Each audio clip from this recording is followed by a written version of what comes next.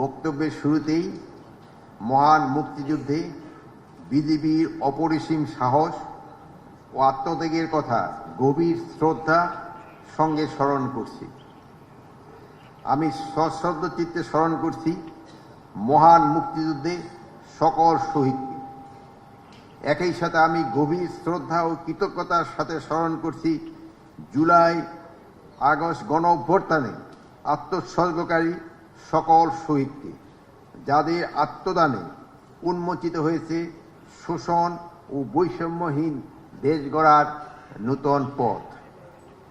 আমি আরও স্মরণ করছি এই আন্দোলনে যারা আহত হয়েছে এবং পঙ্গুত্ব বরণ করছে সে সকল অকুতভয় ছাত্র জনতাকে।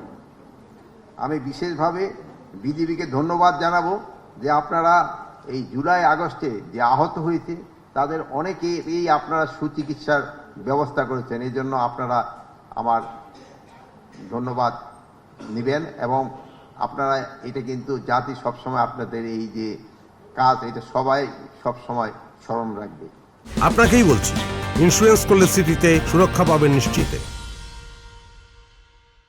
বিজিবির এক সুদীর্ঘ এবং গৌরবময় ঐতিহ্যের ধারক এবং বাহক। আজকের এই বিজিবি এক ত্রিমাত্রিক এবং বাহিনী হিসাবে দেশের সীমান্ত সুরক্ষা, আইন শৃঙ্খলা রক্ষায় সহায়তা ও জনকল্যাণমূলক কাজে অনন্য ভূমিকা রাখছে। বিজিবির উন্নয়নে সর্বত্র চেষ্টা অব্যাহত রয়েছে।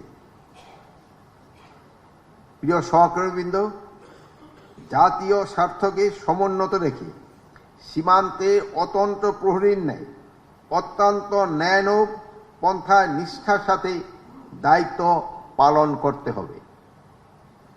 সীমান্ত দিয়ে কোনো মাদক প্রবেশ করবে না। স্পর্শকাতর এলাকাগুলোতে অতিরিক্ত সতর্কতা আনয়ন করতে হবে।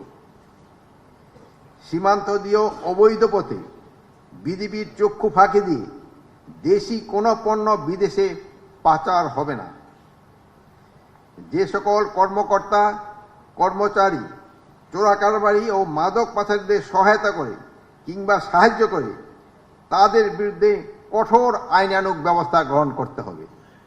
এই ক্ষেত্রে কাউকে কোনো ধরনের ছাড় দেওয়া যাবে না।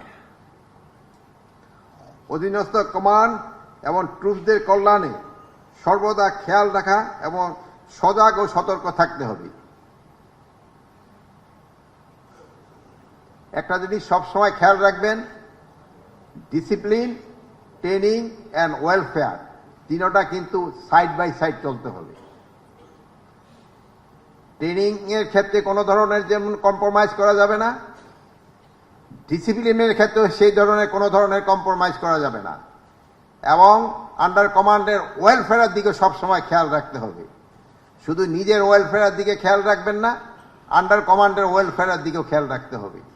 তাদের সমস্যাগুলি সবসময় শুনতে হবে এবং তাদের সমস্যাগুলি যত তাড়াতাড়ি সম্ভব সমাধান করার জন্য চেষ্টা করতে হবে। প্রতিবেশী দেশগুলোর সাথে সীমান্ত সমস্যা সমাধানে অত্যন্ত কৌশলী এবং যোগ্যতার পরিচয় দিতে হবে। দেশের স্বার্থ শতভাগ রক্ষা করতে হবে। আপনারা জানেন নির্বাচন সময় কিন্তু খুব বেশি, আমার মনে হয় 45 দিন না 44 দিন মতো আছে।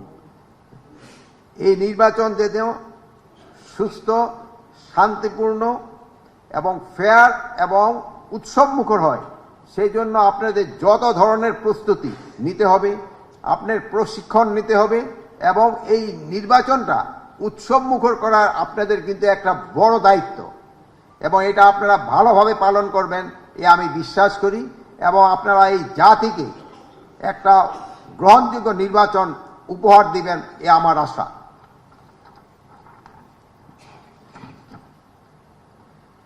সীমান্তে ব্যবহারকারী চোরাকারবারির দিকে আইনের আওতায় আনতে হবে। সীমান্তে প্রয়োজনে আইন শৃঙ্খলা বাহিনী, জেলা প্রশাসনের সাথে নিবিড় যোগাযোগ রক্ষা করে প্রয়োজনীয় ব্যবস্থা গ্রহণ করতে হবে।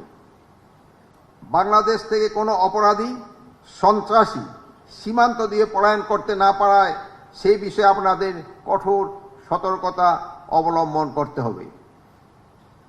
প্রিয় সহকর্মীবৃন্দ, আমি আপনাদের কাছে আমার অনুরোধ রাখব, চেইন অফ কমান্ডের প্রতি পূর্ণ আস্থা এবং অনুগত্য বজায় রাখবেন। সীমান্ত রক্ষায় পবিত্র দায়িত্বের পাশাপাশি দেশের আভ্যন্তরীণ শান্তি শৃঙ্খলা রক্ষায়ও যে কোনো দায়িত্ব সততা, নিষ্ঠা ও পেশাদারিত্বের সাথে পালন করবেন, যেটা আপনারা এই সরকার দায়িত্ব গ্রহণ করার পর থেকে করে যাচ্ছেন, এটা আপনারা কন্টিনিউ করে যাবেন। আমি দৃঢ়ভাবে বিশ্বাস করি, সীমান্তের অতন্ত্র প্রহরী হিসাবে বাংলাদেশের মানুষের আস্থার প্রতীক হয়ে বিজিবি আরও গৌরবময় অগ্রযাত্রা অব্যাহত রাখবে। আপনারা সবাই ভালো থাকুন, সুস্থ থাকুন, দেশের সেবায় নিয়োজিত থাকুন। আল্লাহ হাফেজ।